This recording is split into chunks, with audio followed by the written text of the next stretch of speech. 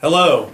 I hope that the first day went well. I believe that from the reports that I look forward to seeing that it has gone well. But today I'm going to briefly talk about a couple things. I'm going to address our new bullying policy, and I'm also going to talk briefly about bullying online and dealing with that, and a little bit about proper etiquette.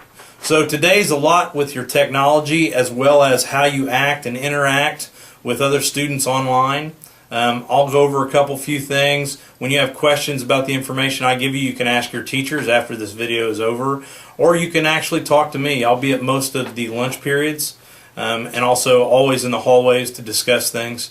So please come up, talk to me about it, talk to your teachers. I'm going to give you some basic guidelines here. And I'm also going to read you some things that our board of directors has come up with and our new superintendent, Dr. Kroner, agrees with.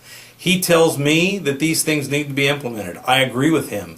We sat down and talked about bullying for quite a while with the other principals, and we believe it's a problem. It's a challenge that we don't want to see in our buildings. So we're going to go over some guidelines. I'm going to read you some specifics that are written in policy that was directed by our board, and just so you know how important this is and how high on the scale we believe this should be to make sure you guys are okay. We've written an entire policy and we have procedures that go with that policy, so I'm going to give you that information. According to Indiana Code 20-33-8-0.2, bullying is defined by overt, unwanted, repeated acts or gestures, including verbal or written communication or images transmitted in any manner. This includes digital transfers, electronic transfers. Also, physical acts committed against students that might include aggression or any other behaviors that are committed by an individual student or a group of students against another student with the intent to harass, ridicule, humiliate, intimidate, or harm that student and create for that student a hostile environment. Basically what that means is anytime you're going to address someone and do something that might hurt their feelings, disrupt our environment, cause a challenge, try to anger them, all of those things fall under this umbrella of bullying. So you definitely want to understand it's not something that we will tolerate. And with this Indiana code, that means it's a legal situation. So make sure that's understood as well. Unfortunately, not only may we have to discipline bullying issues, but we may have to get law enforcement involved. We don't want that to happen here in our building. So please remember these things I'm talking about. A couple things that are written here in the policy. Places the targeted student in a reasonable fear of harm to the targeted student's person or property. In other words, what that means is if the student that you are bullying feels scared or they feel like they might be physically hurt, that's illegal. Also, if the student has a substantial effect on the targeted student's physical or mental health. In other words, if you've struck someone or you've thrown something at them or anything to that effect, or you've said things that might make them feel very depressed or sad, that's considered bullying. Also, if you have an effect on an individual interfering with their academic performance. In other words, if you're doing something to them, harassing them, and they can't concentrate in class, that is considered bullying. Make sure you understand that. Also, if the action has effect on interfering with the student's ability to participate or benefit from the services, activities, and privileges provided by the school, that's bullying. In other words, if somebody decides not to play a sport because you're picking on them, or if they decide not to go to an event after school because you've harassed them, that's considered bullying. None of those things are allowed. Again, let me say, none of those things are allowed. It follows under that bullying policy, and when it falls under that umbrella, that means there are discipline actions that can go along with that. This policy may be applied regardless of the physical location in which the bullying behavior occurred. I'm going to read that one more time. This policy may be applied regardless of the physical location in which the bullying behavior occurred.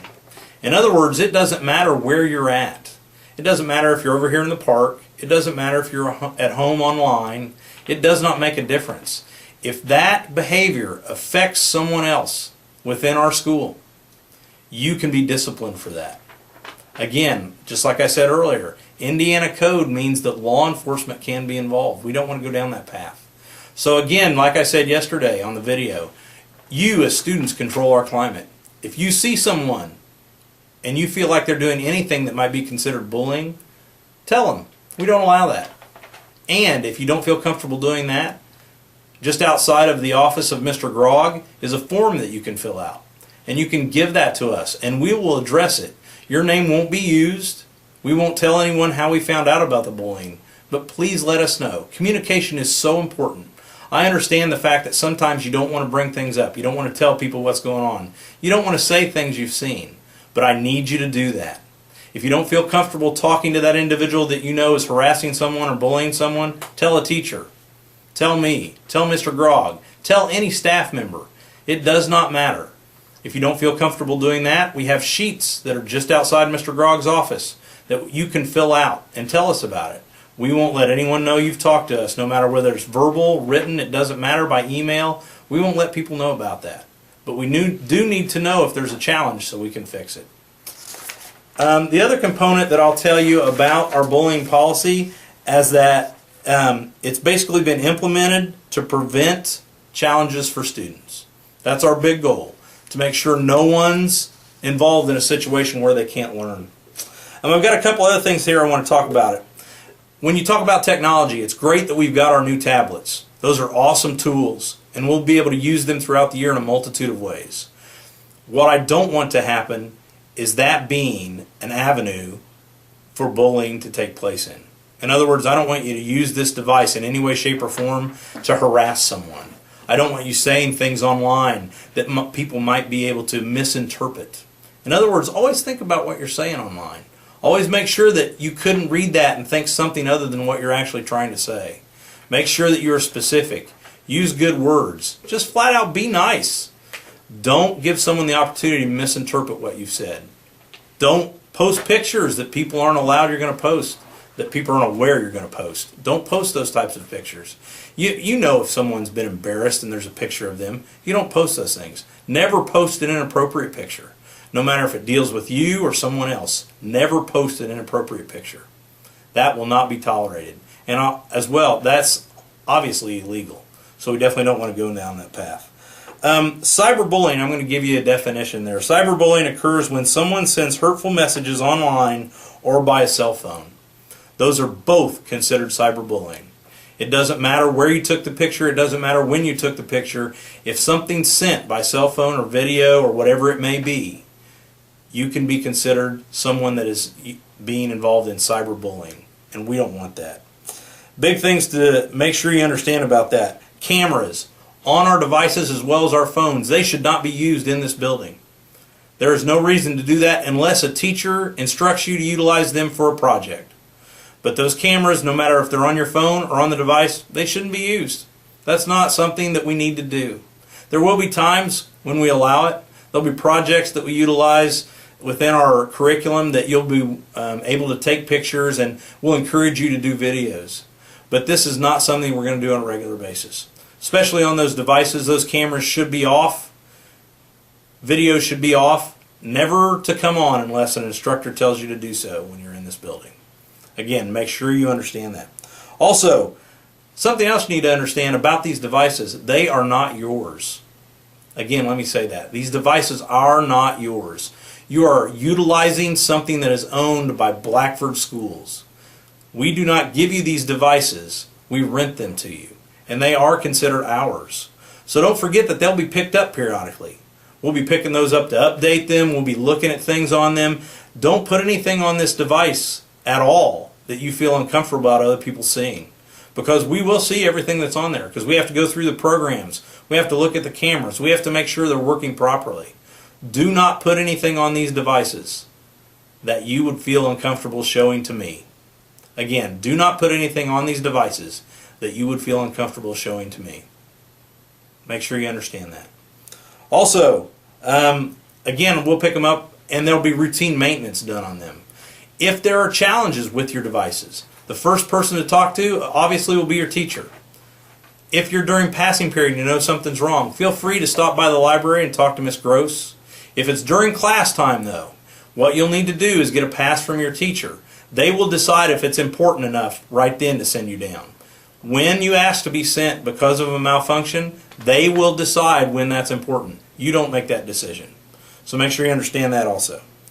Something else I'll say, when you're utilizing the device in class and a teacher has instructed you to turn that on and go to a certain website or open a certain program, stay with the class.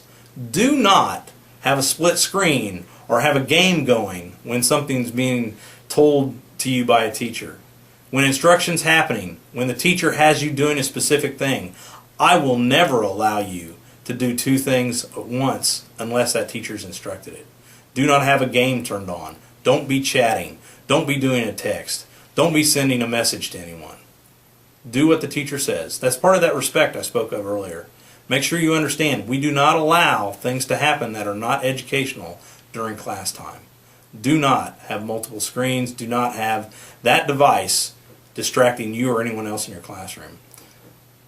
The volume on the device. Make sure that the only time anyone else hears it is if that teacher's instructed it. I do not want you in any way, shape, or form to turn up that volume and be playing music or anything like that. Again, unless that teacher tells you to do so. If you are going to do something like that, clear that with the teacher. You'll be allowed periodically to use small earbuds, but we will not allow any type of big headphone that goes all the way over your ears or anything to that effect. And the only time that those devices are used is if that teacher instructs you. So those earbuds are the only thing that will allow for that. Those should not be in, again, unless the teacher instructs you. And that device should not have anything on unless that teacher instructs you. Remember, this is a tool, and this is a privilege. We do not have to allow you to have these, but make sure you're using them appropriately. A couple other things real quick. Be your own person when you're online and you're using these devices and in the classroom. Don't let others influence you.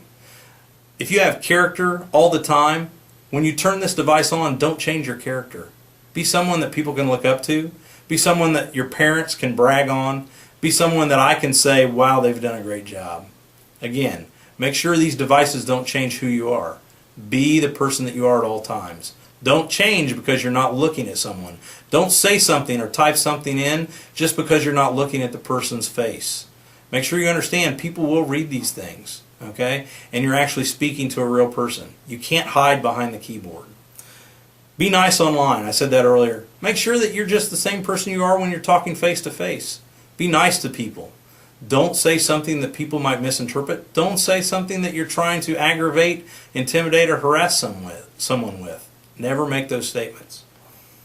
Think about what you post. Always remember, not only the people you're talking to paying attention to what you're posting, but others look at that as well. If you're going to say something, make sure it's something nice. I think when I was younger, there was a guy named Cowboy Bob, and his saying was, if you can't say something nice, don't say anything at all. So make sure all of the comments you make online are positive. Don't say anything negative, because others will read them, including our staff and myself. Make sure you understand that that character thing is always on. People will be watching, always. So make sure you've got character. Passwords are private. If you've got passwords under email accounts or whatever it may be, don't share those. Don't tell other people that password. Don't make it something that can easily be found out. Make sure those passwords are private, because you don't want to have to tell anyone my password was lost and I need to change all that, or my password was lost and somebody else did that. That's not something that will be looked at in a positive light. Your password is yours. Don't share it. It's just like your locker combination. Don't share it. Do not share lockers. Do not share devices. Do not share passwords. Those are things that will always be connected to you and no one else. Last but certainly not least, when we are looking at devices and we're looking at online information, that goes a lot of places. Not only to people that are in your circle of friends, but it can go outside of that. Don't talk to people you don't know online. Make sure you keep yourself safe. Make sure you keep your family safe. Don't give out information that could cause problems for you, your mom, your dad, your guardian, teachers, anything to that effect. Make sure that you keep yourself safe, okay? And always be positive with these devices. I'm going to continue down this path tomorrow a little bit more. I will get into some discipline issues. I will also talk about our climate a little bit more and expectations for other areas that we will discuss. But hey, have a great day. Enjoy yourself. Take a few minutes now to talk to your teachers, ask questions about what I've just gone over. But remember to review these things. And if you need to, you can go back and review this video. It'll be posted on our website. See ya.